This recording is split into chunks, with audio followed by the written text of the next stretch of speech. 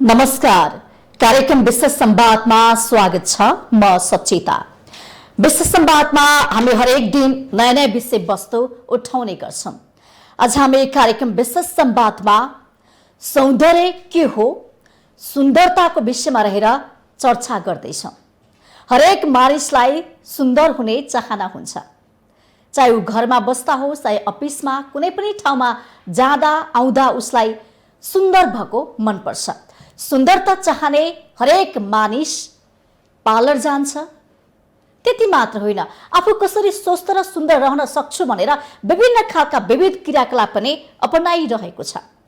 वास्तवमा सौन्दर्य भनेको के हो, यसको आवश्यकता, यसको महत्व यावत विषयमा रहेर आज हामी चर्चा गर्दैछौँ र यो चर्चाको लागि करिब 23 वर्षदेखि सौन्दर्य क्षेत्रमा उहाँले काम गरिसक्नु भएको छ। त्यस्ता व्यक्तित्व वरिष्ठ सौन्दर्य कला हुनुहुन्छ। उहाँ व्यवसायी पनि हुनुहुन्छ, आफ्नो पार्लर पनि छ भक्तपुरमा। त्यति मात्र होइन, सौन्दर्य कला व्यवसायी संघ भक्तपुरका संस्थापक अध्यक्ष, भक्तपुरकै पहिलो वरिष्ठ ब्युटिसियन र चरित्र निर्माण संघ योगकी महिला पहिलो अध्यक्ष पनि हुनुहुन्छ। यावत क्षेत्रमा रहेर उहाँले काम गर्दै आउनु भएको छ। समाजसेवी पनि हुनुहुन्छ।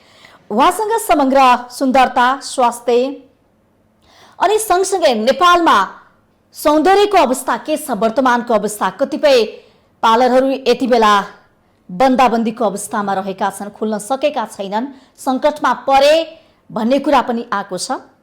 यो विषयमा पनि चर्चा गर्छौँ र यसको विकास र विस्तारको लागि, यसबाट आय आर्जन गर्नको लागि विशेष गरी ब्युटी पार्लरबाट महिलाहरूले धेरै आय आम्दानी गरिरहनु भएको छ, स्वरोजगार बन्नु भएको छ। आफ्नो सिप श्रम क्षमताको प्रयोग गरेर उहाँहरूले घरमै बसेर आफ्नो घरको वरिपरि पार्लर खोलेर आम्दानी गरिरहनु भएको छ। त्यसबाट आफ्नो परिवार, आफ्नो आर्थिक रूपमा चाहिँ केही टेवा पुगेको छ। यो राम्रो पाठ हो। यसलाई अब कसरी बलियो बनाउने नीति नियमको कुरा हुन सक्छ, राज्यको सपोर्टको कुरा हुन सक्छ।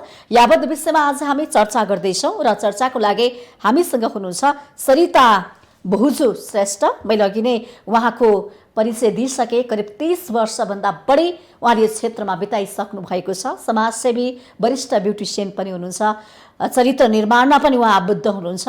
यावत विषयमा रहेर आज हामी संवाद गर्दैछौँ। म्याम स्वागत छ। धन्यवाद। आराम हुनुहुन्छ? ठिक छ। के छ, योगबाट म सुरु गरौँ होइन? अहिले कोभिडको सङ्घारमा छ, पहिले छ, अब अन्य कुराहरू पनि हामी गर्छौँ। अवस्था सामान्य हुँदाखेरि, समय अनुकूल हुँदाखेरि, पछिल्लो समय मानिसले अलिक स्वस्थ रहनको लागि, रोगहरूबाट बच्नको लागि, रोगसँग लड्नको लागि चाहिँ प्रतिरोधात्मक क्षमता वृद्धि गर्नको लागि चाहिँ अब हामीले योग, ध्यान, तपस्या त्यो गर्नुपर्छ भन्ने कुरा आएको छ। यहाँ योग जिल्ला समन्वय समितिको संयोजक पनि हुनुहुन्छ होइन? योगबाट म सुरुवात गर्छु। वास्तवमा योग भनेको के हो, योगको आवश्यकता, कसरी गर्ने योग होइन? नेपालीहरूले योगको महत्त्व बुझेका छन् कि छैनन्? सुरुबाट यहीबाट गरौँ। हस्, धन्यवाद। नमस्कार सम्पूर्णलाई। अब यो योग भन्ने कुरा कस्तो रहेछ भने, म चाहिँ अब बिहाभन्दा अगाडिदेखि नै सुरु गरेको योग भनेको चाहिँ एकदम ठुलो औषधि रहेछ होइन? योग भनेको कस्तो औषधि रहेछ भने, हामीले जीवनमा बिहान उठ्ने बित्तिकै 1 घन्टा, 1.5 घन्टा, 2 घन्टा जति भनौँ योगलाई टाइम दिन सक्यौँ भने हामी चाहिँ औषधि खाइरहनु पर्ने आवश्यकता हुँदैन। त्यति स्वस्थ चाहिँ हामी बन्छौँ। एक्सर्साइज भनेको हाम्रो शरीरको लागि चाहिँ एकदम आवश्यकताको कुरा रहेछ। यो चाहिँ पहिलादेखि, योभन्दा 30 वर्ष अगाडिदेखि नै मैले यो योग पनि छोडेको छैन, निरन्तर मैले चाहिँ गरिरहेको छु योग पनि। अब योग गर्दाखेरि कस्तो भने, हाम्रो शरीरको जस्तै हामीले जे चिज पनि पाठ पूजाहरू चलाइराख्यो भने त्यो चिज राम्रो हुने भने जस्तै सञ्चालन भइराख्नु पर्ने भने जस्तै हाम्रो शरीर पनि त्यस्तै रहेछ, सञ्चालन गरिरहनु पर्ने। अब अलिकति यो लकडाउनमा हामी रेस्ट गरेर बस्दाखेरि थाहा भयो, अलिकति अल्छितपना भनौँ न, घरमा बसेर योग पनि नगरौँ कि भनेर अलिकति रेस्टमा बस्दाखेरि हामीलाई झन् गाह्रो, रोगै लागेको जस्तो भयो कि। त्यो कारणले गर्दा हामीले चाहिँ योग चाहिँ निरन्तर गरिराख्नु पर्छ। यो औषधि नै हो योग चाहिँ। जस्तो कि यहाँले भन्नुभयो, यो लकडाउनमा सबै कुरा बन्द भयो नि, हाम्रो जीवन पनि बन्द भयो, केही कुरा पनि सञ्चालन भएन, मान्छे पनि एक ठाउँमा बसिरह्यो, उसले योग ध्यान तपस्या केही पनि नगरिसकेपछि चाहिँ उसलाई कुजो जस्तो के अझ बिरामी भएको हो कि मानसिक रूपमा, शारीरिक रूपमा होइन, हरेक हिसाबमा चाहिँ त्यो देखियो। ती व्यक्तिहरूले यो कतिपय योगको बेलामा, यो लकडाउनको बेला योग गर्नुपर्छ भन्ने कुरा पनि कहीँ कतै आए कि। हजुर, यो चाहिँ कस्तो हुन्छ भने हामीले यो कार्यक्रमहरुमा चाहिँ यो सौन्दर्य कला व्यवसाय संघकै हाम्रो चाहिँ अस्ति भर्खर वार्षिक उत्सव भएको थियो हैन, हाम्रो 14 वर्ष हुँदाखेरि हाम्रो बनेपाको साथीहरूले चाहिँ त्यहाँबाट योगको कार्यक्रम राख्नुभयो उहाँहरूले पनि। त्यो गर्दाखेरि धेरैलाई बुझाउने मौका मैले फेरि पाएँ, किनभने योग भनेको निरन्तर गरिरहनु पर्छ, गर्नुपर्छ भनेपछि अब उहाँहरूले नै त्यसरी क्लास राखेर गर्दाखेरि त करबाट नै गर्नु पर्यो हैन। सबैजनाले उद्घाटन मलाई गराउनु भयो हैन, दीप प्रज्वलन गरेर उद्घाटन गरेँ मैले भर्चुअल माध्यमबाट नै हैन। अनि त्यसो गरेर गर्दाखेरि मैले धेरै साथीहरूलाई सिकाएँ कि यो घरमा बसेर यति गरेर हेर्नुहोस् त कस्तो हुन्छ भन्दाखेरि ओहो हो रहेछ है तपाईँले भन्नुभएको कुरा त, यति यो गर्ने बित्तिकै हाम्रो जिउ त कति कम्फर्टेबल एकदम सजिलो भएको फिल भयो भनेर उहाँहरू पनि खुसी हुनुभयो, साथीहरू पनि।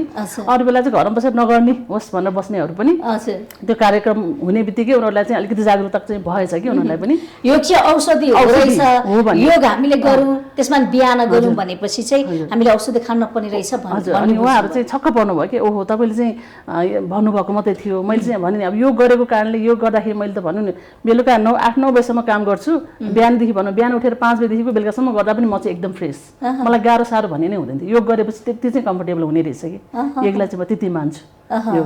अनि त्यही कारणले गर्दा योग सबैलाई गर्नुपर्छ भन्ने योगमा म जब अध्यक्ष भएँ त्यो टाइमदेखि चाहिँ मैले एकदमै के गर्नुपर्छ यो ठाउँ भनेको ठ्याक्कै त्यो बेलामा चाहिँ हामीले योग जिल्ला घोषणा गर्ने एउटा सुवर्ण अवसर पनि पायौँ। जब हामीलाई चाहिँ जिल्ला विकास समितिबाट हामीलाई लेटर आएपछि म गएँ, त्यहाँ गएर मिटिङ बसेर यताउति गरेँ, ल हामी चाहिँ भक्तपुरमा योग जिल्ला पहिलो योग जिल्ला घोषणा गर्ने भने सुवर्ण अवसर मैले पाएँ। अनि त्यसको लागि हामीले धेरै सङ्घर्ष गऱ्यौँ, 9-10 वटा चाहिँ हाम्रो चाहिँ संस्थाहरू योगको संस्थाहरू मिलेर हामीले चाहिँ सबैजना अब योग कसरी गर्ने के गर्ने यसो मिटिङ बसेर यताउति गरेर गर्दा गर्दा गर्दा हामीले योग जिल्ला घोषणा पनि गऱ्यौँ भक्तपुरमा। भक्तपुरमै अब नेपालकै पहिलो भक्तपुरमा चाहिँ योग जिल्ला घोषणा गर्ने सुवर्ण अवसर पाएँ। त्यसपछि त झन् उत्सुकता कि सबैजनालाई कार्यक्रम त बेला बेलामा भइराख्ने, राष्ट्रिय दिवस, अन्तर्राष्ट्रिय योग दिवस, राष्ट्रिय योग दिवस होइन। अनि यस्तो यस्तो हुँदा योग जिल्ला घोषणा दिवस भन्दाखेरि त ओहो योगमा तपाईँ कहाँ मात्रै पनि पुग्नुहुन्छ भन्नुहुन्छ मलाई। अनि त्यो गर्दा गर्दा गर्दा यो देखेर चाहिँ धेरैजना चाहिँ इन्सपायर हुनुभयो, म देखेर चाहिँ ओहो योग चाहिँ गर्नै पर्ने चिज रहेछ भनेर। बिहान मात्रै गर्ने कि बेलुका पनि? बेलुका पनि हामीले चाहिँ खाना चाहिँ 1-1.5 घन्टा नखाँदा चाहिँ गर्दाखेरि चाहिँ राम्रो हुन्छ। खाना शरीरमा लिएर 1.5 घन्टा 2 घन्टा कम्तीमा चाहिँ आधा घन्टा चाहिँ गर्नै पर्छ। बेलुकाको समय जस्तो बिहान 6-7 देखि होला 5 देखि अब 4 बजेदेखि नै गर्ने पनि छन्, तर 4 बजेदेखि त हामी अलिकति सक्दैनौँ अहिले चाहिँ 4 बजेदेखि गर्ने पनि हुनुहुन्छ उहाँहरू चाहिँ 4 बजेदेखि 7 बजेसम्म गर्ने पनि हुन्छ होइन। बेलुकातिर गर्दा पनि हुन्छ, घरमा चाहिँ खाना पेटमा नहुँदाखेरि त्यो टाइममा खाली पेटमा चाहिँ गर्दा चाहिँ राम्रो हुन्छ, बेलुका गर्दा पनि हुन्छ गर्नु होइन। योगको अभ्यास चाहिँ कस्ता कस्ता हुन्छन्, कसरी गर्ने? योगको अभ्यासहरू चाहिँ सरलदेखि लिएर कठिनसम्म छ। अब जस्तै हामी सानो बेलादेखि नै हामी गर्दै गयौँ भने हाम्रो शरीर चाहिँ एकदम फ्लेक्सिबल हुँदै जान्छ होइन। त्यो हुँदै गएपछि हामी जस्तो किसिम पनि गर्न सक्छौँ। सानो बच्चाहरूले गर्दा हुन्छ, कतिपयले नबुझेर के भन्नुभएको छ नि योग भनेको कुरा त 40 वर्ष नागेपछि गर्ने बुढेसकालमा भन्नुहुन्छ, त्यो होइन। योग भनेको सानै बेलादेखि गर्ने हो, जति सानो बेलादेखि गर्नुभयो लचकता त त्यसरी बढ्ने हो नि त। अनि उमेर पुगेर सानो बच्चाले गर्न सक्दैन यस्तो कठिन खालको योग भन्ने हुन्छ नि? हजुर सकिन्छ एकदम मजाले। बच्चाले गर्दाखेरि अब हामीले सानो बेलामा त्यो बेबी सानो हुँदाखेरि हामी तेल लाएर हातहरू यस्तो उस्तो गर्छ नि त, त्यो पनि हो नि त बच्चाहरूलाई योग जस्तै हो त्यो पनि होइन। हात चलाउनु त्योबाट सुरु हुन्छ हाम्रो, हामीले हातलाई पछाडि लानलाई यता उता कस्तो गर्छौँ बच्चाहरूलाई, त्यो हो नि त योग होइन। बच्चाहरूलाई हामीले त्यो तेल ओइल मसाज गर्ने त्यो पनि योग हो कि, त्यहाँबाट नै सुरु हुन्छ हाम्रो। अनि त्यसपछि झन् ध्यानमा बसेपछि त झन् एकदम माइन्ड फ्रेस। ध्यानमा बसिसकेपछि त हामीले चाहिँ कस्तो कस्तो दुःख कष्टहरू पनि हामीले चाहिँ सामना गर्न सक्छौँ कि। कति मान्छेले भन्नुहुन्छ एकदम टेन्सन भइसकेपछि म योग गर्न नि सक्दिनँ, म ध्यान गर्न नि सक्दिनँ भन्नुहुन्थ्यो। मलाई पनि एकताका चाहिँ त्यस्तो पनि भएको थियो। पार्लरमा आउने क्लाइन्टहरूको प्रब्लमहरू, दिदीबहिनीहरूको धेरै प्रब्लमहरू चाहिँ मलाई सुनाउनुहुन्थ्यो होइन, मलाई एकदम विश्वास गरेर सुनाउनुहुन्थ्यो। त्यो सुनेपछि मलाई के हुन्छ, म ध्यानमा बसिरहेको हुन्छु, उहाँहरूको कुरा चाहिँ मेरो दिमागमा आउँछ, म ध्यानमा बस्न सक्दिनँ। ल यो हाम्रो दिदीबहिनीहरूलाई कति समस्या परेको रहेछ, घरमा कति टर्चर छ। अनि त्यो हुँदाखेरि त्यो देखेर चाहिँ म एकदमै कस्तो ध्यानमा बस्नै नसक्ने हुन्थेँ कि। अनि पछि हुँदै गएपछि चाहिँ यो संसारको नियम हो, अब त्यो म ध्यानमा नबसेर उहाँहरूको समस्या समाधान हुँदैन भनेपछि उहाँहरूलाई चाहिँ मैले समस्याको समाधान चाहिँ कसरी गर्ने त, उहाँहरूलाई बरु घर पार्लरमा बोलाएर यसको समाधान गर्ने उपायहरू म दिन्छु, म बोलाउँछु भनेर त्यतातिर सोचेपछि चाहिँ मैले फेरि ध्यानमा बस्न सक्ने स्थिति चाहिँ मैले पाएँ कि। अनि आफू फ्रेस हुन सकेँ। भनेपछि ध्यानमा बसिसकेपछि पनि धेरै रोगहरू त्यहाँबाट पनि निको हुन्छ। योग गरेर एक्सर्साइजले गर्दा योगले निको पारेका रोगहरू चाहिँ के छन् खासमा? प्रायः सबै छ, मधुमेहदेखि लिएर एकदमै यो जुन हाम्रो जोइन्ट पेनहरू, ब्याक पेनहरू यस्तो हुन्छ, कम्मर दुख्ने। अब हामी चाहिँ डक्टर कहाँ जाँदाखेरि पनि उहाँहरूले चाहिँ एक्सर्साइज नै दिनुहुन्छ। अनि त्यो देख्दाखेरि चाहिँ हाम्रै योगमा मिल्दो जुल्दो छ त्यो पनि। हजुर, त्यस कारणले गर्दाखेरि यो त हामीले गरिराखेको चिज हो। योग ध्यान गरिसकेपछि मान्छेको जीवनमा र तपाईँको जीवनमा आएको परिवर्तन चाहिँ के हो? मेरो परिवर्तन भन्नुपर्दाखेरि मैले चाहिँ अब धेरैजनाले चाहिँ मलाई भन्नुहुन्छ तपाईँको एज गएको हामीलाई थाहा छैन होइन। जति म त्यो ठाउँमा चाहिँ पार्लर खोलेर बस्दाखेरि जब स्कुलको फ्रक लगाएर स्कुल जानुहुने विद्यार्थीहरू अहिले चाहिँ उहाँहरू हेर्दाखेरि मेरै चाहिँ दिदी अथवा आन्टीहरू जस्तो देखिनु भइसक्यो त्यो ठाउँमा। उहाँहरूले अलिकति केयरलेस गरेर पनि हो, घरको बाध्यता पनि हो होइन, उहाँहरूले चाहिँ गर्न सक्नु भएन। अनि उहाँहरूले भन्नुहुन्छ म नजन्मदाखेरिको पार्लर गयो है भनेर आउनुहुन्छ। उहाँहरू आफै अचम्म पर्नुहुन्छ कि त्यसको चाहिँ एउटा राज त म योगलाई पनि मान्छु होइन, सकारात्मक सोचलाई पनि मान्छु, सकारात्मक कुराहरू होइन। हजुर, घरमा पनि आफूले गर्ने काम पनि हरेक काम पनि एकदमै ऊर्जा दिने कि गर्न नसक्ने भन्ने नै केही छैन कि यति धेरै काम कसरी बढाउँछ है ऊर्जाले। हजुर एकदमै यो योगले चाहिँ यति चाहिँ एकदम सुख सुविधा भनौँ न, हरेक कुरामा आनन्द यो योगले चाहिँ योगलाई चाहिँ मान्छेले अब खोज्ने भनेको शान्ति र खुसी। हजुर त्यही त हो नि, मान्छेले प्राप्त गर्न चाहने भनेको। त्यसै योग र ध्यानबाट एकदम प्राप्त हुन्छ, एकदमै सुख र शान्ति। यो चाहिँ अब नबुझ्नेहरूले चाहिँ उहाँहरूलाई पनि बिन्ती सुख शान्तिको लागि सम्पत्ति जोडिन्छ त्यो सम्पत्ति भन्नु चाहिँ बेकार मैले बुझेको यो चिर्न चाहिँ जरुरी छ होइन। किनभने आफूले दुःख गरेर सम्पत्ति पनि कमाइयो बुझियो होइन। यो सम्पत्ति भनेको चाहिँ केही पनि होइन रहेछ, मनमा सुख शान्ति हो सबभन्दा ठुलो कुरा चाहिँ त्यो रहेछ भन्ने कुरा पनि बुझियो कि मैले। अब सुख शान्तिको लागि योग ध्यान तपस्या चाहिँ गर्नुपर्छ हरेक मानिसले है। योग ध्यान अब यो तपस्या गर्नु नै पर्छ, तर हामीले आफूलाई चाहिने काम पनि गर्नु पर्यो। काम भन्दाखेरि हामीले अब जस्तै आफ्नो अभिभावक हुनुहुन्छ, आमा बुवाहरू, सासू ससुराहरू हुनुहुन्छ, बच्चाहरू होइन, सबैजनालाई उहाँहरूलाई पनि हामीले केयर गर्ने आफ्नो ठाउँमा छ होइन। सबै चिज कि अब योग ध्यान मात्रै गरेर पनि हामीलाई भएन नि, पुगेन नि होइन, सबै चिज गर्नुपर्छ। किनभने मानवता योग ध्यान गर्दाखेरि त्यसले पनि धेरै लाइफलाई उज्यालोतिर लाने रहेछ नि त। हामी त उज्यालो खोजिरहेका छौँ, जीवनको ज्योति खोजिरहेका छौँ, जीवनलाई कसरी चाहिँ अगाडि बढाउने, कसरी सुख सुविधातिर लाने भनिरहेका छौँ। त्यो प्राप्तिको लागि जतिसुकै पैसा आम्दानी गरे पनि कमाए तापनि त्यो सुख आनन्द एउटा सन्तुष्टि प्राप्ति गर्नको लागि त योग नै तपाईँले 5 मिनट गरे पनि त्यसले त एकदमै। नेपालीहरूले प्रयोग गरेका छन्, योग ध्यानको विषयमा बुझेका छन्, यो कतै त देखिया छ होइन, कतिपयले गर्नुपर्छ भनेर पनि हामीले देखेका छौँ, त विस्तार भएको छ। अब चाहिँ हुँदैछ, पहिला चाहिँ त्यति थिएन। जब हाम्रो चाहिँ संस्था भन्दाखेरि त्यस्तै 10 वटा जति संस्था हामीले 9 वटा संस्था त्यतिखेर सुरु गर्ने बेलामा 9 वटा संस्था खोजी हिँड्दाखेरि हामीले फेला पार्यौँ, त्यति त्योबाट चाहिँ बढी थिएन।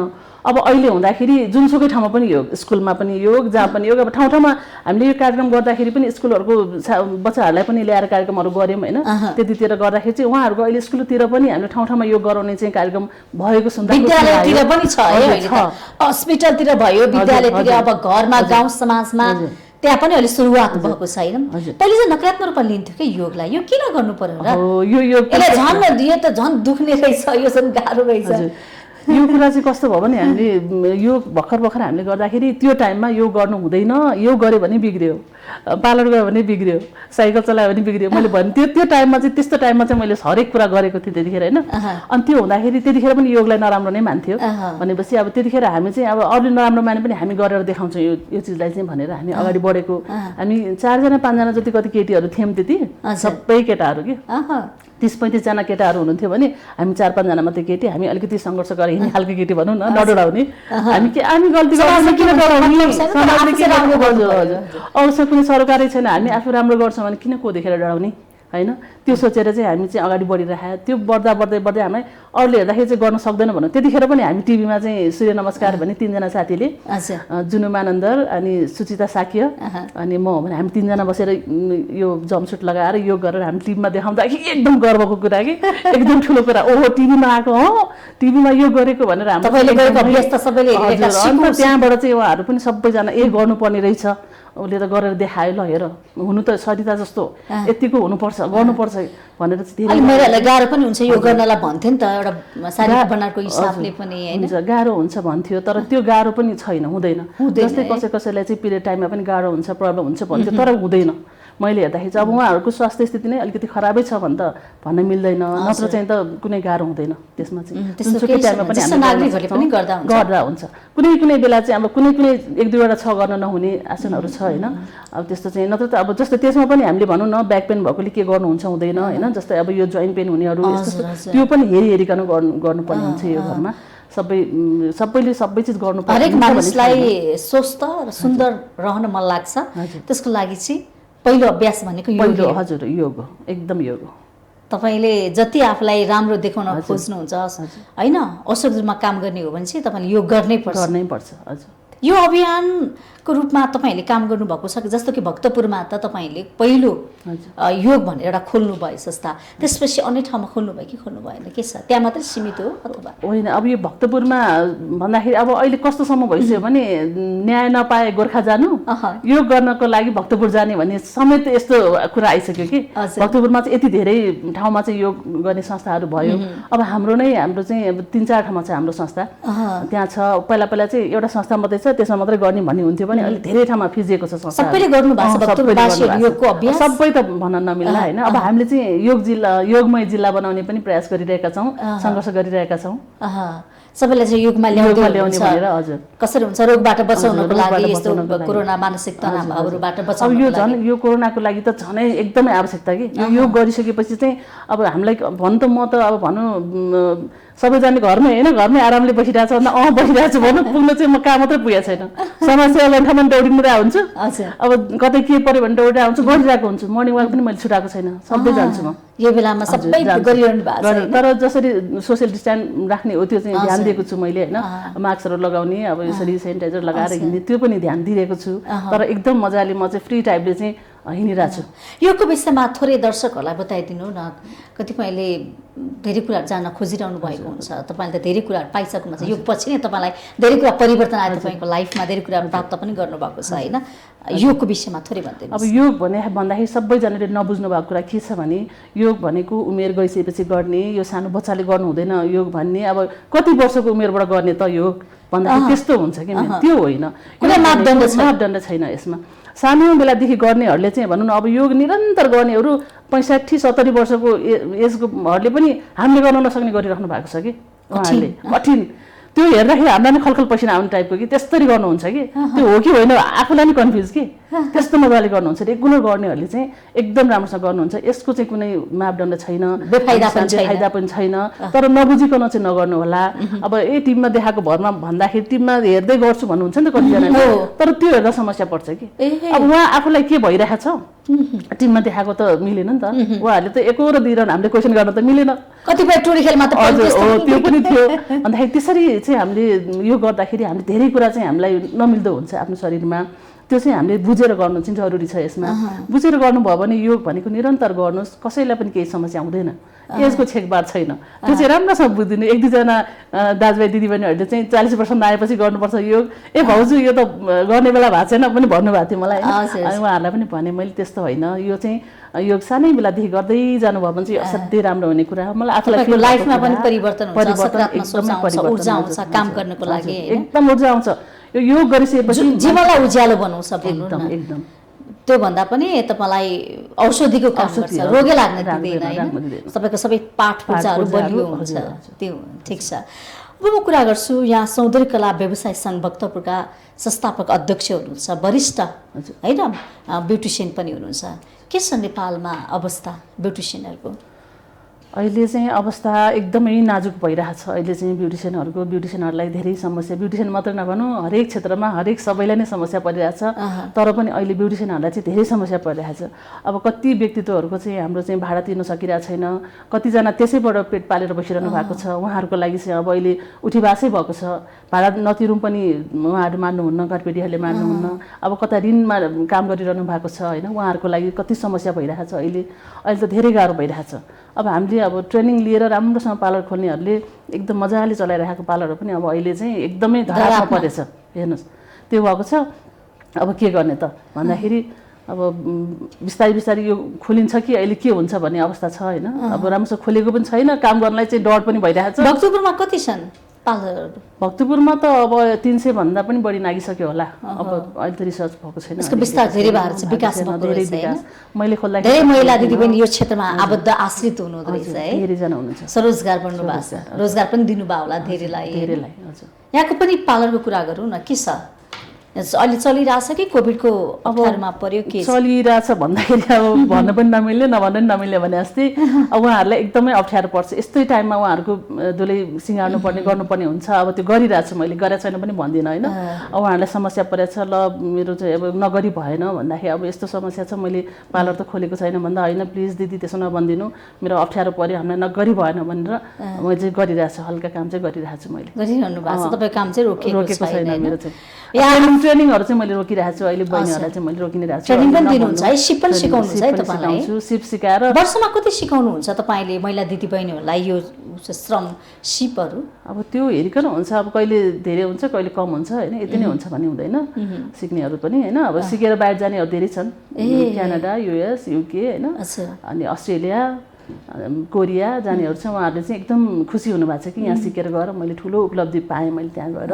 भनेर अब यहीँ पार्लर खोल्नेहरू पनि अहिले त नेपालमा हेर्ने भने धेरै विकास भएको भनेको पार्लरको देख्छौँ हामी घर घरमा पार्लर छ तर क्वालिटीको छैन हामीले खोजेको जस्तो हामीले पाउँदैनौँ होइन अब के हो वास्तवमा यो विषयमा प्रश्न पार्दैछ न सस्तो भयो के पार्लरहरू मेन समस्या भनेको त्यही हो अब हाम्रो पार्लर भन्ने बित्तिकै अब के सिक्ने के गर्ने अब एउटा भनाइ पनि छ जैसा गुरु वैसा चेला दोनों नरकमै ठेलम ठेला भन्ने एउटा भनाइ छ कि किन त्यस्तो भयो भने सिकायो कस्तो त उस सिक्ने गुरुले नै राम्रोसँग सिक्नु भएको छैन भने विद्यार्थीलाई के सिकाउनु भयो त उहाँले अलिकति मेहनत गरेर आफूले राम्रोसँग सिकाउ न त्यो राम्रोसँग आफूले सिक्यो भने त्यो सिकाउनलाई कुन ठुलो गाह्रो कुरा पनि होइन ठुलो कुरा पनि होइन तर उहाँहरूले सिक्नलाई नै अलिकति कन्जुसाइ गर्नुभयो जुन ब्युटिसियनहरूले स्टुडेन्टहरूलाई ट्रेनिङ दिइरहनु भएको छ उहाँहरूले नै राम्रोसँग गराउनु भएको छैन अनि त्यही भएर कसैले कस्तो पनि गर्यो भने दुईजना टिचर बसेर सिकाइरहनु भएको छ स्टुडेन्टलाई एकजनाले गरेको फेसियलको मसाज एउटा अर्कोले गरेको अर्को अनि भन्दाखेरि ए म्याम यो होइन त्यो होइन गर्दाखेरि त्यो स्टुडेन्टको चाहिँ दिमागमा के पस्छ होला त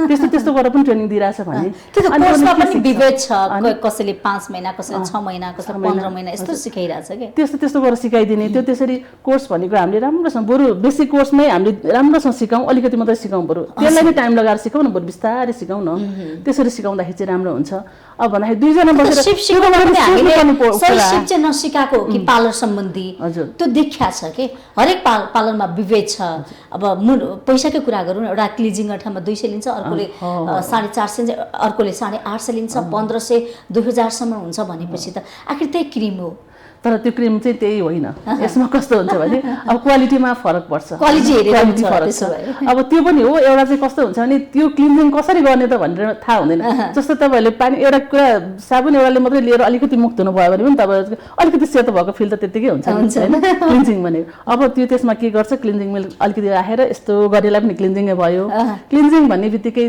कसरी सफा गर्ने कसरी क्लिन्ज गर्ने त्यसमा के प्रडक्ट युज कसरी निकाल्ने कुन स्किनलाई के म्याच हुन्छ कस्तो हुन्छ भन्ने कुरा त्यो नबुझिकन काम गर्नेहरू धेरै हुनुहुन्छ कि अनि त्यस्तोले चाहिँ जति मनलाई त्यति 50 पानी गरेछ 100 पानी गरेछ जति त्यो त्यसरी गर्ने पार्लरमा काम गर्ने मान्छेले चाहिँ उसको एउटा भनौँ न ग्राहकको अनुहार हेरेर उसको बुझ्नु पर्यो ड्राई छ कि उहाँको कुरा कि टाइट छ कि फेस त्यो म्याच हुने खालको चाहिँ गर्न सक्नु पर्यो मेन कुरा त्यो बुझिसकेपछि मात्र प्रडक्ट युज गर्ने भनेको उहाँलाई बुझेर हैन त्यो बुझिसकेपछि अनि प्रडक्ट पनि कस्तो प्रयोग गर्ने त धेरै पार्लरहरूले गलत सुझाव दिएका छन् के पार्लरमा जाने कस्टमरहरूलाई चाहिँ तपाईँ यो क्रिम लाउनुस् भने आउँछ त्यही क्रिममा उहाँको फेस बिग्रिया हुन्छ अर्कोले अर्को क्रिम लाउनुस् भने आउँछ पार्लरै पछि सुझाव हुन्छ हैन मान्छेले त राम्रो बन्न मन लागिरहेको हुन्छ नि त त्यसको लागि चाहिँ के हुन्छ भने अब यो पार्लरमा जाने बित्तिकै उहाँको आफ्नो प्रडक्ट के छ त्यो प्रडक्ट बिकाउनको लागि यो राम्रो भनिन्छ भनेपछि कुनै चिज छ भने 500 को चिजलाई 2000 3000 पनि सामान बेचिदिन्छ त्यो चाहिँ गलत कुरा हो कि जति अलिकति इन्कम त आफूलाई पनि चाहिन्छ नहुने होइन त्यो चाहे स्किनको टाइप अनुसार तपाईँले चाहिँ यो हुन्छ उसलाई त्यो महँगो सामान बिकाउने बित्तिकै स्किनको टाइप जेसुकै होस् मतलब भएन ड्राई नर्मल ओइल के छ स्किनको टाइप बुझाएछ नि यो क्रिम एकदम राम्रो तपाईँको भनेर दिनु पनि हुँदैन हैन त्यो बिजनेस गरे भन्दैमा त्यो नराम्रो गरेर बिजनेस गरेर कहिले पनि फाइदा हुँदैन कि त पार्लरमा स्किनलाई म्याच गर्ने देखियो के एकदम धेरै मान्छेहरूले भन्नुहुन्छ म फलानु पार्लर गए मलाई यस्तो खालको समस्या निम्त्यो पार्लरमा त समाधान खोज्न गएको हुन्छ नि अनि समाधानको लागि उहाँले सुझाव पनि दिनुहुन्छ उहाँको सुझाव कसरी नमान्नु एउटा ब्युटिसियनले भनेको कुरा हुन्छ अनि मान्यो त्यो व्यवहारमा उतार्दाखेरि उल्टै खालका विभिन्न खालका नराम्रो कुराहरू आउने गर्छ कि त्यो अब त्यो भन्ने बित्तिकै त्यही हो अब कसरी हुन्छ भने हाम्रो एकता छैन कि जस्तै ब्युटिसियनहरूले अनुगमन पनि भएन के अनुगमन पनि भएन मेन कुरा चाहिँ अनुगमन हो किरासरी पार्लर खोलियो हैन सानो एउटा हैन त्यो देखिएको छ। अनि त्यसमा चाहिँ अनि अब व्यवस्थित पनि नभएको कि पार्लरहरू व्यवस्थित नभएको नेपालमा खुलेका पार्लरहरू त्यति मापदण्ड विपरीत भए हुन् कि? अब अहिले यो चाहिँ अनुगमन पनि कसैले गरिदिएन। अब त्यो पनि मेरो चाहिँ माग पनि छ कि अनुगमन पनि गर्न जरुरी छ, किनभने कुन ठाउँमा के प्रयोग भइरहेछ, कस्तो प्रयोग भइरहेछ त्यो कुरा बुझ्न जरुरी छ कि। तपाईँले भक्तपुरमा गर्नु भएको छ, तपाईँ त्यहाँ भक्तपुरको त संस्थापक अध्यक्ष हुनुहुन्छ। पार्लरहरू कसरी सञ्चालित छन्, पार्लरहरूले के काम गरिरहेका छन्, सेवा कसरी दिइरहेका छन्, कस्ता सामानहरू प्रयोग गर्छन् भन्ने कुराहरू? म अध्यक्ष हुँदाखेरि चाहिँ मैले यो काम गरेँ अनि मैले यसमा चाहिँ मूल्य सूची पनि राखेँ होइन। अब कस्तो कस्तोलाई कस्तो कस्तो गरेर लिने, अब कुन कुन क्याटेगोरीको हुन्छ नि ABC गरेर हामीले यसरी गर्ने भनेर यो कार्यक्रम हुँदै थियो। मैले चाहिँ अब मेरो चाहिँ अध्यक्ष पद चाहिँ मैले छोडिसकेपछि चाहिँ अब अरूहरूले चाहिँ त्यति राम्रो ध्यान दिनु भएन। मैले चाहिँ गर्दै गरेँ, किनभने सब ठाउँमा जुन ब्युटिसियनहरूलाई चाहिँ नयाँ के को आवश्यकता छ त, हरेक कुरा ट्रेनिङहरू दिनुपर्ने चिज मैले के अरे मेकअप आर्टिस्टहरू बाहिरबाट बोलाएर होइन, अब ब्युटिसियनहरू बाहिरबाट बोलाएर उहाँहरूलाई चाहिँ मैले ट्रेनिङहरू दिएँ, हरेकलाई मैले गरेँ त्यसरी। मैले मेरो आफ्नो स्टुडेन्टहरूलाई सबै ठाउँ पठाएर अनि भक्तपुरमै पहिलो सेमिनार पनि मैले गरेँ। त्यो सेमिनारमा भएभरको उहाँहरूलाई के चिजको चाहिँ कमी कमजोरी छ उहाँहरूलाई चाहिँ सिकाउनको लागि भनेर मैले ट्रेनिङहरू पनि गराएँ, धेरै चिज गराएँ मैले आफ्नो पार्लरमा पनि बोलाएर। बेला बेलामा चाहिँ प्रडक्टहरू आउँछ, यो प्रडक्टहरू के हो, यसको बारेमा कसरी युज गर्ने, के गर्ने भन्ने कुरा धेरै कुराहरू बुझाएको छु मैले त्यो गर्दाखेरि। अब मेन कुरा चाहिँ अहिले यो ध्यान दिएर राम्रोसँग उहाँहरूले गरिदिनु भएन, मन लाग्दै गरिदिनु भएको चाहिँ मलाई चित्त दुखाइ चाहिँ मेरो त्यसमा छ, मेरो ब्युटिसियनमा चाहिँ। त्यही त अब हेयर स्टाइलकै कुरा गरौँ होइन, कुनै चेन्ज छैन, पुरानो गर्दा पनि अब कपालहरूमा डढेको समस्याहरू धेरै कुराहरू आइरहेको छ कि। अब यस्तो कुरा चाहिँ कस्तो भएको छ भने अब जुन सामानहरू जस्तै स्टिमरहरू भयो, ड्रायरहरू, आइरनहरू, यिनीहरू पनि राम्रोसँग चलाउन नआउने व्यक्तित्वहरूले पनि सामान किनेर उहाँहरूले चाहिँ अब पार्लर चलाइरहनु भएको छ। भनेपछि समस्या परेर अब स्किनको प्रब्लम हुँदाखेरि स्किनमा चाहिँ अब भेनहरू नै देख्ने गरेर प्रब्लम हुने, अब जस्तै स्टिमरको त्यो हावा दिँदाखेरि तातो दिँदाखेरि त्यो छाला नै डढ्ने गरिकन कसरी गर्यो, छाला पोल्ने गरिकन। अब के सिकायो त भन्छु नि, अब त्यो त सिकाएरै सिकेकै त होला नि होइन। अब गुरुले सिकाएर सिकेको होला, त्यसमा चाहिँ अब त्यस्तो हुने गरिकन कसरी प्रयोग गर्यो त्यो भन्ने कुरा राम्रोसँग एडभान्स कोर्समा राम्रोसँग नसिकिकन अब स्टिम कसरी लिने, ओजन कसरी लिने भन्ने कुरा त्यो सबै कुरा थाहा हुनु पर्यो। मेन कुरा त्यो थाहै नपाइकन यो ज्ञान ब्युटिसियनहरूमा तपाईँ देख्नुहुन्छ छ? अब एकदमै कमी के। अब अहिले चाहिँ पहिला भन्दा त अलिकति चेन्ज त आयो आउन त, तर त्यो बेलामा हरेक चिज चाहिँ फलान ठाउँमा यस्तो गर्यो, ढिस्कन ठाउँमा यस्तो गर्यो भनेको सुन्दाखेरि चाहिँ अलिकति दुःख लाग्यो। आय आर्जन गर्ने बहानामा, पैसा कमाउने बहानामा, रोजगार गर्ने बहानामा चाहिँ हामीले पनि लापरवाही गर्नु भएन। हामी त कसैलाई सेवा दिने, सेवा सँगसँगै त हामीले मेवा पनि लिँदैछौँ नि त होइन। उसको स्वास्थ्यको पनि कुरा हुनसक्छ नि त, फेस बिग्रिनु, कपाल बिग्रिनु भनेको त र सुन्दरता बिग्रिनु हो नि त। अब भनौँ न कपाल बिग्रियो भने त ल काटेर फाल्यो, कुनै प्रब्लम आएन। स्किनमा प्रब्लम भयो ल थ्रेडिङमै भयो, एउटा थ्रेडिङ बिग्रियो भने उसको रूप के हुन्छ, बेरुप भयो नि। राम्री बन्छु भनेर आएको के रानी बन्छु भन्दा के बन्यो भने जस्तै टाइपको हुने भयो होइन। अब पार्लरमा राम्री बन्छु भनेर गइरहेको हुन्छ, उता यस्तो समस्या पऱ्यो भन्छ। अब अस्ति मात्र पनि एकजना त्यस्तै भन्यो, अलिकति नाम चलेको ब्युटी पार्लर भनेर एकदम डेकोरेसन गरेको ठाउँमा गएर नामै चाहिँ किन टोक्नु होइन, अब यस्तो गरेर गएको, मेरो यस्तो भयो, म उता अमेरिकाबाट आएको दिदी होइन त तपाईँको पार्लर बन्द थियो, म त्यहाँ फलान ठाउँमा गएको, यस्तो यस्तो भयो भन्यो। अनि अर्को चाहिँ राम्री देखेर पार्लर गर्नु मलाई ठिक्कै पऱ्यो भने सँगै अगाडि नै त्यस्तो गरेर भयो। अनि त्यस्तो होइन, तपाईँले राम्रो देखेर मात्रै हिँड्ने होइन, काम चाहिँ राम्रो भएको हेर्नु पऱ्यो। तपाईँले सानै किन नहोस्, सानै कोठामा किन नहोस्, उसले काम चाहिँ उसको क्वालिटी हेर्नु पऱ्यो उहाँहरूको, त्यसरी हेरेर गर्नु। तपाईँले चाहिँ त्यो स्ट्यान्डर्ड हेर्ने, तपाईँको एकदम ठाउँ ठुलो हेर्ने, त्यो आजकल त चलन चल्तीमा आइरहेको छ नि, जहाँ राम्रोसँग खोल्यो त्यहाँ बढी चल्ने भन्ने कुरा। अनि एकपल्ट गइसकेपछि के हुन्छ, यो ठाउँ काम लागेन होइन, त्यो हुन्छ कि। त्यस्तो गरेर चाहिँ एकदम विकृति फैलेको चाहिँ त्यो छ कि पार्लरभित्रमा नि त्यस्तो खालको छ है। अब यो सुन्दरता भन्ने कुरा महिलाको लागि मात्र हो या पुरुषको लागि पनि मात्र हो, के छ बुझाइ चाहिँ कस्तो पाउनु भएको छ? सौन्दर्य सम्बन्धी बुझाइ चाहिँ मानिसहरूले कसरी लिन्छन्? अब यो सौन्दर्य भन्ने बित्तिकै झरस्स हेर्ने बित्तिकै अनुहारै हेर्ने हुन्छ, सबैले पुलुक्क हेर्ने बेलामा ओह यो त यस्तो राम्रो, यो राम्री भन्ने हुन्छ। पुरुषलाई पनि त्यति नै जरुरी छ। पहिला चाहिँ अब महिलाले मात्रै गर्ने, अब पैसा खर्च गर्ने भनेकै यो महिलाहरूले सपिङ गर्ने, महँगो सामान किन्ने, मेकअप गर्ने होइन। ब्युटी पार्लर जाने भनेको केटी मात्रै हो भन्ने हुन्थ्यो, तर त्यो जानै हुँदैन भन्ने पनि, जानै हुँदैन भन्ने अवस्था त थियो। तर पनि पछि हुँदै पार्लर खोल्ने, पार्लरमा जाने मान्छे त अलिक खराबै हुन्छ भने केटाहरूले पनि लिन्थ्यो नि, त्यस्तो भनेर भन्थ्यो। अनि त्यो हुँदाखेरि अब अहिले चाहिँ धेरै चेन्ज आएको भएर अहिले चाहिँ पुरुष दाजुभाइहरू पनि पार्लरमा पनि आउनुहुन्छ। अब उहाँहरूको स्किनमा कसरी राम्रो गर्ने, के हुने, चाहे पोतोको दाग हुन्छ फेसमा होइन, अब कपालहरू पनि स्ट्रेटै गर्नको लागि पनि कति ठाउँमा बिगारिदिएको हुन्छ अनि त्यो बिगारिसकेपछि मका आउनुहुन्छ मेन चाहिँ अहिले पुरुषमा पनि चायापोतो महिलामा पनि चायापोतो देखिन्छ यो समस्या के हो खास चायापोतो किन आउँछ यो मेन समस्या भनेको चाहिँ कस्तो हुँदो रहेछ भने हाम्रो पेटमा खराबीले गर्दा पनि आउँछ चायापोतो होइन अब घामले डढ्छ अब घाममा हिँड्दाखेरि हामी चाहिँ सनब्लक चाहिँ हामीले लगाउने चाहिँ धेरैले बुझ्नु भएको छैन कि सनब्लक त जरुरी छ स्किनमा केयर गर्नको लागि क्लिन्जिङ टोनर मोइस्चराइजर सनस्क्रिन भनेको हाम्रो यो चारवटा रेगुलर चाहिँ प्रायः म सबैलाई भनिरहेको हुन्छु अब यो चाहिँ युज गर्नुपर्छ तपाईँहरूले ड्राई नर्मल ओइली जुनसुकै स्किन हो सेन्सिटिभ होइन जस्तोसुकै स्किनमा पनि तपाईँहरूले चाहिँ हजुर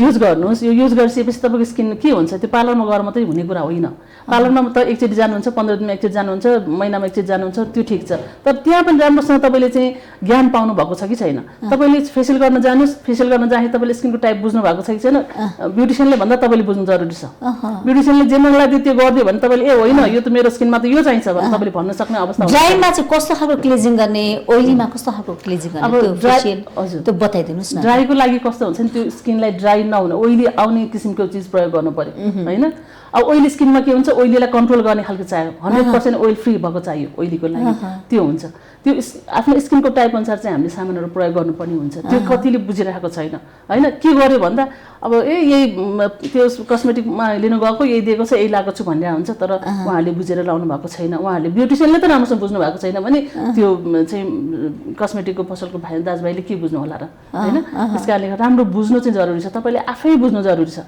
आफैले बुझ्नु भयो भने तपाईले कहिले पनि ब्युटी पार्लरले खराब गर्दियो भन्न तपाईले पाउनुहुन्न किनकि अब तपाईले बुझ्नु भएको छ नि त के कस्तो छालालाई के लाउने भन्ने कुरा बुझ्नु भएको छ नि त्यो बुझिसकेपछि तपाईहरुले छाला बिग्रिने समस्या पनि आउँदैन घरमै बसेर तपाईले त्यो छालाको विषयमा बताइदिनुस् न स्किनको विषयमा सनबर्न हुने भनेको हामीले चाहिँ असाध्यै हाम्रो चाहिँ छालामा प्रब्लम हुन्छ जस्तै मान्छेले म घरभित्र बसिरहेको छु मलाई चाहिँ सन ब्लकको चाहिँ आवश्यकता छैन भन्ने दिदीबहिनीहरु पनि हुनुहुन्छ त्यो कुरा होइन सन भने कस्तो हुँदो रहेछ भने हामीले पहिला चाहिँ अब जुन ओजनले पहिला छेकिरहेको थियो त्यो त छैन नि अहिले छेकिरहेको छैन अब त्यो त डाइरेक्ट हाम्रो घाम हाम्रो स्किनमा आउँछ भइसकेपछि हामी घरभित्र बसेदा पनि यो सिमेन्ट माटो जेसुकै भए पनि त्यो घाम चाहिँ हाम्रो भित्र आएर हाम्रो छालालाई चाहिँ समस्या पार्दो रहेछ हैन त्यो समस्या पारिसकेपछि त्यो कन्ट्रोल गर्नको लागि हामीले घरमै पनि हामीले घरभित्र बस्दा पनि हामीले सनब्लक लाउनै पर्छ पहिला क्लिन्जिङ गर्यो त्यसपछि टोनर त्यसपछि मोइस्चराइजर त्यसपछि सनस्क्रिन हामीले यो चारवटा चीज हामीले प्रयोग गर्नुभयो भने हाम्रो स्किनमा यति राम्रो स्किनमा ग्लो क्लिन्जिङ गर्नु पर्यो मेकअप गर्नु पर्दैन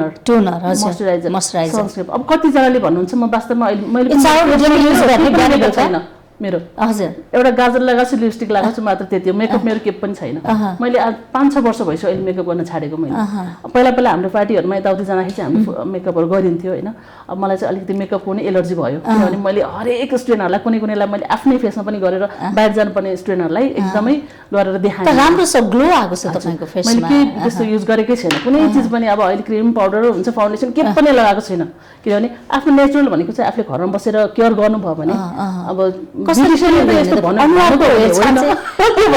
म चाहिँ सबैलाई यो कुरा भन्छु किनभने आफूले गरेर हुने चीज हो यो हैन मेकअप भनेको तपाई एक्स्ट्रा तपाई पार्टी जानु कुनै ओकेजनहरु कुनै फेस्टिभलतिर जानुस् तपाईले फुल मेकअप गरेर जानुस् ठीक छ तर नेचुरल भनेको चाहिँ होम केयर गरेर तपाईले स्किनको लागि भिटामिन हो मेन कुरा भनेको त्यो लिएर लगाउनुस् तपाईले हैन त्यो लाउनु जरुरी छ त्यो कुरा बुझ्नु पर्यो अनि जब चायापोता आइसक्या हुन्छ त्यसलाई कसरी हटाउने मेन समस्या त त्यो छ के हटाउने कसरी पुरुष र महिलामा सबैमा यो यति महँगो क्रिम यो चाइनिज क्रिम यो कोरियन यो के भने यताउताको भन्दा उनले क्रिमहरुले महँगो पैसा तिरेर गर्छ तर काम पनि गर्दैन त्यो भनेको मेन कुरा आफूले स्किनलाई चाहिँ केयर गर्नु हो स्किन सफा राख्न एकदम मोस्ट इम्पोर्टेन्ट अब हामीले स्किनलाई चाहिँ हामीले केयर गर्यौं भने चाहिँ त्यो दाग बिस्तारै हट्दै जान्छ अब त्यसमा कसरी हटाउने त कुनै भन्दाखेरि त्यही भने त्यो हामीले यो जुन होम केयर गर्छौं नि जुन 4-5 वटा प्रयोग गर्ने त्यो गर्ने अनि त्यसको लागि स्पेशल एउटा चाहिँ फेसियल पनि हुन्छ हाम्रो अनि त्यही प्रोडक्ट सम्बन्धी चाहिँ त्यही सम्बन्धी फेसियल गर्यौं भने अनि महिनामा बिस्तारै महिनामा त्यो गर्दै गयो त्यसको त हाम्रो औषधि पनि छ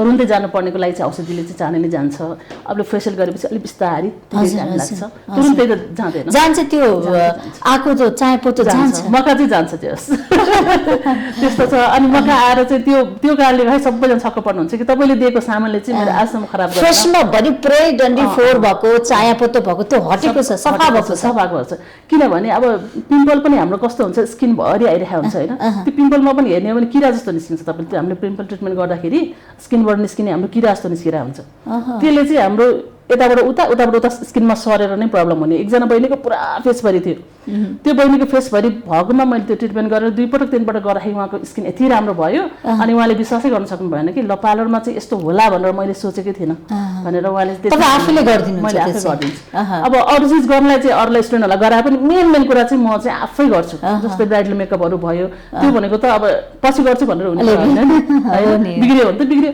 हजुर हजुर त्यस्तो भयो। ट्रिटमेन्ट दिनेहरू पिम्पल ट्रिटमेन्टहरू भयो, फेसियलहरू यस्तो चाहिँ म स्टुडेन्टहरूलाई नजिक राखेर मैले गराउँछु। अब स्टुडेन्टहरूलाई पनि अरूलाई गराउनु पर्यो भने चाहिँ पहिला मलाई गराउँछु। चायापत्ती चाहिँ कति दिनमा ठिक हुन्छ तपाईँले त्यो गरेको चाहिँ?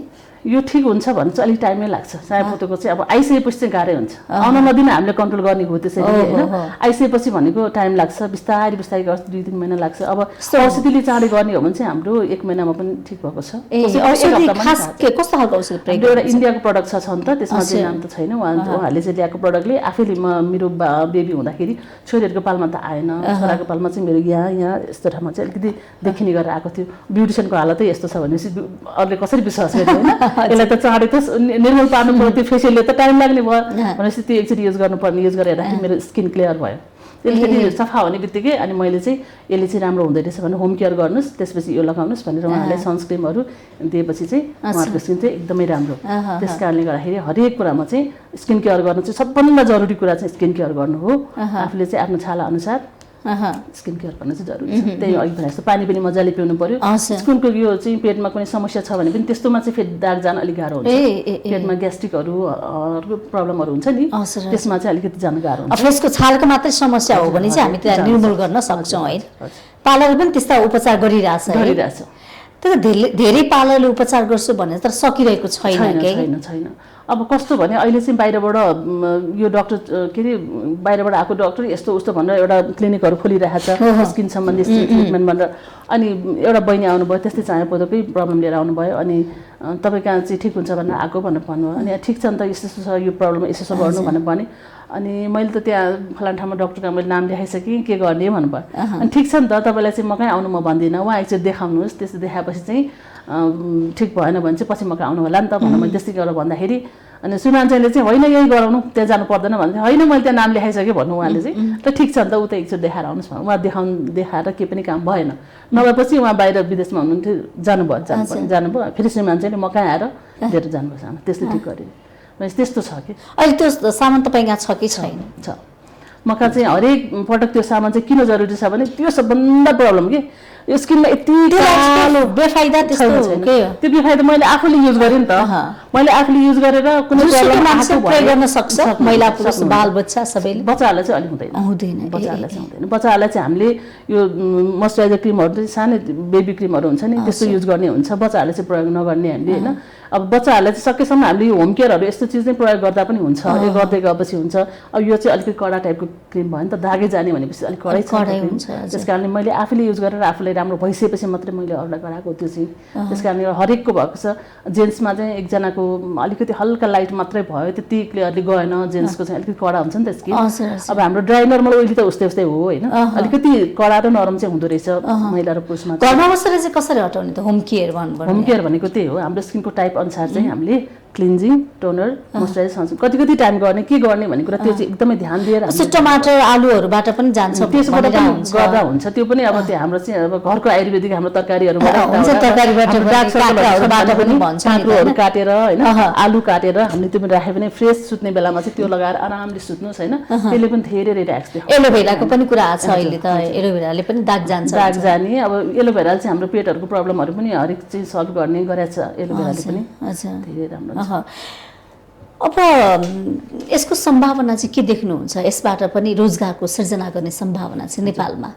सम्भावना चाहिँ एकदमै राम्रो छ कि। अब यो ब्युटिसियन क्षेत्र भनेको यस्तो क्षेत्र त्यो चाहिँ अब आफू पनि राम्रै हुन पाइने होइन, अब अरूलाई राम्रो बनाउँदाखेरि यति सन्तुष्टि मिल्ने कि अब मलाई त त्यो जुन क्लाइन्टहरू हुन्छ जस्तै स्ट्रेटै गरेर गएको भयो, दुले सिँगार गरेर एकचोटि बाहिर निस्केपछि झ्यालबाट एकचोटि यस्तो हेरौँ मन लाग्ने कि यति आनन्द आउने कि होइन। हामीले यति गर्न सक्यौँ, धेरै सिँगारेर गऱ्यौँ। टक्क कोही गाडी कारमा आउनुहुन्छ, कोही बाइकमा आउनुहुन्छ होइन, त्यो चट्ट हेरेर मैले कस्तो गर्व गरेको छु है, यति राम्रो बनाइदिएँ मैले भने जस्तो होइन। एउटा छुट्टै सान हुने कि आफ्नो त्यो ठाउँमा आएर चाहिँ ओहो तपाईँले चाहिँ यस्तो गर्नुभयो यो बेलादेखि आएर अहिलेसम्म यस्तो तपाईँले छोड्नु भएको छैन मैले त छोड्यो भन्ने ठाउँमा तपाईँले काम भन्नुहुन्छ कि कतिजनाले चाहिँ एज भइसक्यो सक्दैन होला भन्ने टाइपको सोच्नु होला कति मन त तपाईँले छोड्नुभयो होला भन्ने ठानेको होइन म त हात खुट्टा चलेसम्म चाहिँ छोड्नेवाला छैन यही काम गर्छु श्रीमानहरूले चाहिँ अब पर्दैन भनेर छोडिदिनु अब नगरे पनि हुन्छ अब लकडाउनले यस्तो भइसक्यो भइगयो छोडिदिनु भन्नुहुन्थ्यो होइन म छोड्दिनँ मैले सक्नुजेल चाहिँ म गर्छु होइन आफ्नो जस्तै त्यही भने जस्तै हाम्रो यो गाडीहरू चलिराख्नुपर्छ भने जस्तो हाम्रो शरीर पनि चलिराख्नुपर्छ रेस्ट गरेर बस्नु हुँदैन गर्छु भनेर त्यो चाहिँ गरिरहन्छु म त्यसरी तपाईँले एउटा सन्तुष्टि पनि मिलाएको छ यो पेसामा है तपाईँ आफै खुसी हुनुहुन्छ एकदम खुसी छु एकदम तपाईँ बाहिर देश पनि जानुभयो होइन के रहेछ त बाहिरको एउटा पार्लरहरूको सिस्टम र नेपालमा सिस्टम त्यस्तै हो अब बाहिर उता दुबईतिर पनि मैले दुबईमा जाँदाखेरि पनि अब यो इन्टरनेसनल अवार्डको लागि म दुबई गएको थिएँ होइन अब त्यहाँ जाँदाखेरि पनि धेरै पार्लरहरू पनि देखेँ मैले अलिकति त्यतातिर पनि डेकोरेसनै राम्रो छ होइन जाने प्रायः जस्तो नेपाली काम गर्ने त नेपाली इन्डियन उही पाकिस्तानीहरू यिनीहरू नै रहेछ नेपाली नै पुगेको ड्राइभर पनि उहाँहरू नै हुनुहुन्छ यसो हेऱ्यो सपिङ सेन्टर पनि नेपाली सबै जो हेऱ्यो पनि नेपालै जस्तो लाग्यो यसो हेर्दाखेरि त दुबई पनि दुबई सहर चाहिँ एकदमै रमाइलो एकदमै फर्किनै नफर्क्यो जस्तो त्यति रमाइलो तर त्यतातिर पनि राम्रो छ हरेक कुरा पार्लरहरूको पनि व्यवस्थित गरेर जेन्ट्सको लागि होइन लेडिजको लागि एकदमै राम्रो गरेर गरिरहेको छ त्यहाँ पनि अब त्यहाँ पनि त्योभन्दा पनि हामीले नेपालमै गरे पनि एकदमै राम्रो छ त्यहाँ बाहिर जानु स्कोप छ नेपालमा त्यसो भए पार्लर क्षेत्रमा हजुर अब त्यो राम्रोसँग मेहनत गरेर काम गर्नु पर्यो अर्कालाई झुक्काउनु भएन म भन्छु झुक्काएर खाने होइन अरूलाई चाहिँ त्यो के भन्छ सन्तुष्टि बनाएर खानुहोस् न अनि त्यो खाएको पनि पच्छ कि होइन सन्तुष्टि जब उसले एउटा पार्लरमा गएर उसले चाहिँ ल एउटा चिज भनेको अर्को भयो भनेर उसले त्यो पार्लरको मान्छेलाई गाली गर्यो भने त त्यो कुनै काम अर्थ भएन नि त फलान ठाउँमा गएको मेरो आज यस्तो ग्राहकै टुट्यो नि तपाईँको आम्दानी गयो यस्तो राम्रो भयो त्यहाँ गएर आएदेखि मेरो यस्तो भयो एउटा कुरा कस्तो भने बाँडी पनि हो होइन एउटा कति कुरा त म अलिकति उहाँहरूलाई सम्झाउँछु पनि बुझाउँछु पनि घरमा जति कतिजना डिप्रेसनमा भएर आएको हुन्छ उहाँहरूलाई सम्झाउँछु पनि म पार्लरको काम भन्न म खालि त्यो मात्रै गराउने पनि होइन नि त समाजसेवी भएर पनि म धेरैतिरको कुराहरू उहाँहरूलाई सम्झिँदाखेरि अलिकति म भन्छु फेसियल गर्ने बेलामा पनि तपाईँ चाहिँ एकदम घरको चिन्ता लिइरहनु भएको छ मेरो बच्चा लड्ला कि अथवा मेरो सासूले मलाई गाली गर्नु होला कि मेरो श्रीमान रिसाउनु होला कि भने डराएर फेसियल गर्नुभयो भने तपाईँको फेसियल काम बन्दैन तपाईँको स्किन राम्रो हुँदैन तपाईँ सोच्नु रिल्याक्स फिल गर्नुहोस् त तपाईँ चाहिँ एकदम आनन्दले फुल भएको ठाउँमा घुमिएको फिल गर्नुहोस् त उहाँहरूलाई भन्दाखेरि उहाँहरू पत्ताउनु हुन हाँस्नुहुन्थ्यो कि पहिला अनि होइन त्यसरी गर्नुहोस् तपाईँ मैले भनेको कुरा सुन्दै जानु गर्दै जानु भन्दाखेरि चाहिँ हो रहेछ अनि प्रेसर पोइन्टहरूमा राम्रोसँग प्रेसर गरेर त्यो फेसियल गर्दाखेरि चाहिँ ओहो हो रहेछ रिल्याक्स फिल हुने रहेछ भनेर त्यहाँ औषधिको काम गर्ने हाम्रो जस्तै बडी मसाज गर्दाखेरि पनि त्यो बडी मसाज के पैसा बढी भएर गर्न गयो र बाहिर एकदम प्रेसर पोइन्टहरूमा थिचेर त्यो गर्ने रिल्याक्स हुन्छ त्यति गरेपछि चाहिँ हामीलाई एकदम फ्रेस हुन्छ होइन फेसमा पनि त्यस्तै हो होइन थ्रेडिङ गरेर मात्रै गर्दा पनि थ्रेडिङ गरेर पनि हामीले यो जुन मसाज गर्छौँ त्यसमा पनि धेरै फरक पर्छ त्यति फलान ठाउँमा गएर थ्रेडिङ गरेको एकदम दुखाइदियो जस्तो गर्यो मसाज गर्ने बेलामा यति रिल्याक्स हुन्छ प्रेसर पोइन्टमा थिचेर एकदम क्लाइन्ट त खुसी हुनुहुन्छ कि त्यो मेन कुरा राम्रोसँग सिक्नु जरुरी छ जे कुरा पनि सिकेर गर्नुभयो भने क्लाइन्टहरूलाई खुसी पार्नुहोस् सबभन्दा ठुलो कुरा चाहिँ क्लाइन्टहरूलाई खुसी पार्नु हो आफूले राम्रो काम गरेर खुसी पार्नु चाहिँ जरुरी छ यहाँको पार्लरमा चाहिँ कहाँदेखि आउनुहुन्छ मेरो पार्लरमा चाहिँ अब काठमाडौँ बनेपा भक्तपुर धेरै ठाउँका मान्छेहरू आउनुहुन्छ है 30 वर्षभन्दा बढी यो क्षेत्रमा तपाईँ आबद्ध हुन्छ यो क्षेत्रलाई निरन्तरता दिन्छु बाँचुन्जेल भने त्यति धेरै प्रेम गर्नु भएको छ होइन राम्रो छ सम्भावना छ पनि भन्नुभएको छ लगानीको हिसाबले हेर्ने हो भने सामान्य दिदीबहिनीले पनि यो क्षेत्रमा सिप सिकेर लगानी गरेर काम गरी खान सक्नुहुन्छ एकदम सक्नुहुन्छ मैले तपाईँलाई भने नि अब हामीले चाहिँ एकदम डेकोरेसन बढी देखाएर मात्रै गर्ने होइन त्यो डेकोरेसन गर्ने पैसाले हामीले सिकौँ सबभन्दा राम्रोसँग सिप सिक्नु सबभन्दा जरुरी छ कि सिप राम्रोसँग सिक्यौँ भने त्यो लगानी गर्न जरुरी छैन डेकोरेसन गर्न जरुरी छैन जति चाहिने सामान हो त्यति मात्र अलिकति राखेर हामीले चाहिँ लगानी गरेर खोल्यौँ गऱ्यौँ भने चाहिँ एकदमै राम्रो हुन्छ कि जस्तै कपाल राम्रोसँग काट्न आउँदैन भने त्यो ऐना मात्रै 10-15 वटा राखेर काम छैन बत्ती ऐनाभरि बत्ती राखेर काम छैन त्यस्तो होइन कि काम राम्रोसँग सिक्नुहोस् न सानो एउटा कोठा मात्रै लिएर तपाईँले चलाउनु भयो भने मजाले गर्न सक्नुहुन्छ यो काम चाहिँ त्यस्तो हो अब जसले पनि अब लगानी गर्ने घरमा पार्लर खुलेका छन् अहिले हेर्ने हो भने गुणस्तर छैनन् अब कुन पार्लरमा जाने तानातान गरिरहेछन् के ग्राहक तान्नुपर्ने अवस्था छ नि त प्रतिस्पर्धा जस्तो देखिएको छ तर अस्वस्थ प्रतिस्पर्धा स्वस्थ प्रतिस्पर्धा भन्न के गर्नु पर्ला त अब सबै पार्लरहरूले हजुर अब त्यही त पार्लरहरूले गर्नुपर्ने कुरा चाहिँ यही नै हो। मापदण्ड नीति नियम सरकारले पनि बनाउनु पर्यो राज्यको तर्फबाट राज्यले चाहिँ अब सरकारले पनि नीति नियम चाहिँ बनाइदिए हुन्थ्यो। अब भनौँ न सबैले सरकारलाई मात्रै दोष दिइरहेछ, सरकारलाई मात्रै दोष दिइरहेछ। सरकारले दोष दिनुभन्दा आफै सक्षम बनौँ, आफैले राम्रोसँग गरौँ न जे कुरा पनि भनौँ। काम गर्ने त हामीले नै हो नि त। अब सानै बेलादेखि खाने यो खाना कसरी खाने के गर्ने भन्ने कुरा राम्रोसँग बच्चा बेलादेखि सिक्ने हो नि त होइन। सिक्ने भन्ने कुरा सरकारले सिकाउने त होइन, गर्ने हामी आफै हो नि त। सरकारलाई मात्रै दोष दिएर पनि हुँदैन। अब अहिले पनि कति समाजसेवीहरू बाटो बाटोमा सबै समाजसेवा गरिरहनु भएको छ कि सरकारले दोष मात्रै दिएर भयो त भएन। त्यो आफ्नो पाटो छ,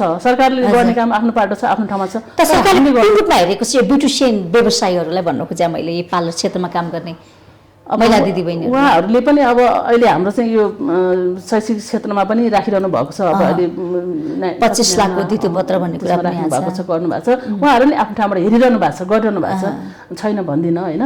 तर पनि यसमा जरुरी मेन भन्ने कुरा चाहिँ हामीले आफै सक्षम हुनु पर्यो, आफै राम्रोसँग बुझ्नु पर्यो। जान ब्युटिसियन दिदीबहिनीहरूले सबभन्दा ठुलो कुरा त्यही हो, अर्को ललैमा नलाग्ने, राम्रो सिप सिक्ने। सिप राम्रो सिकिसकेपछि यसमा कुनै समस्या आउँदैन। मेन मैले देखेको चाहिँ सिपै राम्रोसँग सिक्नुपर्छ। सिप सिक्नु भने तपाईँले घरै बसेर पैसा पाउन सक्नुहुन्छ। रोजगारीको लागि पनि विदेश जानु पर्दा कतिपय महिला दिदीबहिनीहरू रोजगारको लागि विदेश जानुहुन्छ, विभिन्न खालका हिंसामा परेको पनि हामीले देखेका छौँ। र नेपालको कुरा गर्ने हो भने पार्लर खोलिसकेपछि धेरै दिदीबहिनी आर्थिक रूपमा बलियो भएको र हिंसा अन्त्य भएको भन्ने कुरा पनि आएको छ। मैले पनि भन्न खोजेको कुरा यही हो। मेन हिंसा भन्ने कुरा चाहिँ किन यसरी भयो भन्दाखेरि सबभन्दा बढी देखेको महिलाहरूले चाहिँ आफूमा सक्षम नभएको कारणले, किनभने बाध्यता पर्यो होइन। जब छोरीबेटी टाइम भयो भने चाहिँ बिहा गरिदिएर पठाउन हतार मान्छन्। बिहा गरिदिएर पठाउनु बित्तिकै के हुन्छ, आफूमा सक्षम छैन। अब कोही कोही त जागिर खाइरहेको भए पनि अब छुटाइदेऊ जागिर। किन छुटाइदेऊ भने अब उसले घरको काम गर्नुपर्छ, जागिर अफिस गयो भने चाहिँ उसले केही गर्न सक्दैन भनेर धेरैजनाको छुटाएको मलाई थाहा छ है। छुट्याइदिइसकेपछि के गर्छ त, घरमा बसेर उही खाना पकाऊ, भाँडा माझ, यता गर उता गर गर्दा गर्दा चाहिँ उसले केही गर्न सकेन। कहीँ जानु पर्यो भने पैसा माग्नु पर्यो, कि सासूसँग माग्नु पर्यो, कि ससुरासँग, कि श्रीमानसँग माग्नु पर्यो। अब त्यो पैसा दियो भने जानु पायो, दिएन भने जानु पाएन होइन, वञ्चित भयो। त्यो घरमा श्रम सिपको सबै कुराहरू त बन्द हो नि। अनि त्यो आफ्नो सिप छ भने त आफूलाई मैले आजसम्म पनि यो जहाँसुकै जानु मन लाग्यो भने मैले 2-4 पैसा घरसँग कसैसँग मागेकै छैन भने आफ्नो जहाँ जानलाई पनि म आफ्नो ढुक्क साथै जान्छु नि त। किन डर बढ्छ भने अब उहाँहरूलाई पनि त्यो भयो। जब बिहा गइसकेपछि अब उहाँहरूले के गरी मलाई अब त्यो श्रीमानले मलाई छोडिदियो भने म के गरौँ त, म बाटोमा पुग्छु, मेरो माइतीले पनि मलाई हेर्दैन। बिहा भइसकेपछि तिम्रो घरमै जानुपर्छ। कतिजना दिदीबहिनीहरूलाई चाहिँ बाध्यता यो पारेको छ। सबैजनालाई बिन्ती गरेर यो भन्न चाहन्छु, छोरीबेटीहरू बिहा भइसकेपछि पनि माइतीको ढोका खुल्ला राख्नु होला। किनभने छोरीबेटी त्यहाँ गएर उसले केही गर्न सकेन भने माइतीमा तिमी यहाँ आउनु हुँदैन, तिमी घरमै गएर बस भनिदिइसकेपछि त्यो छोरीबेटी कहाँ जान्छ त, अनि उसले आत्महत्या गर्ने सोच राख्छ। त्यो कारणले गर्दाखेरि अनि सक्षम भयो भने त तिमीले मलाई माइतीमा नआऊ भने पनि आफ्नो क्षमता चाहिँ वृद्धि गर्नुपर्ने काम गर्नुपर्छ हरेक महिलाले है। त्यो नगरी त्यो गरिसकेपछि चाहिँ उसले मलाई माइतीमा नआऊ भने म डराउँदिनँ, घरमा नआऊ भने डराउँदिनँ। म एउटा कोठा लिएर पनि आफू काम गरेर खान सक्छु भने हिम्मत त आयो नि। त्यस कारणले गर्दाखेरि यो चाहिँ एउटा ब्युटिसियन चाहिँ त्यो त्यति राम्रो चाहिँ ठाउँ देखेको छु मैले अहिले। पार्लरबाट धेरै गर्न प्रगति भएको छ। हस्, समय र संवादको लागि यहाँलाई धेरै धेरै धन्यवाद।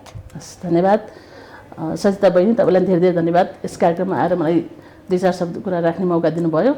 अनि सबै सम्पूर्ण यो बिजनेस प्लसको टिमहरूलाई पनि धेरै धेरै धन्यवाद दिन चाहन्छु। सम्पूर्ण हेरिरहनेहरूलाई पनि धन्यवाद दिन चाहन्छु। आज हामीले कार्यक्रम विशेष संवादमा सौन्दर्य कला व्यवसायी सङ्घ भक्तपुरका संस्थापक अध्यक्ष र त्यसै गरी भक्तपुरकै पहिलो वरिष्ठ ब्युटिसियन र योग जिल्ला समन्वय समितिको संयोजक पनि हुनुहुन्छ, महिला उहाँ समाजसेवी पनि हुनुहुन्छ, विविध क्षेत्रमा आबद्ध भएर काम गरिरहनु भएको छ सरिता बोजू श्रेष्ठज्यूलाई निम्ति आएका थियौँ। कार्यक्रमबाट म पनि बिदा हुन्छु। बिजनेस प्लस टेलिभिजन एसटी हेर्दै गर्नुहोला। नमस्ते।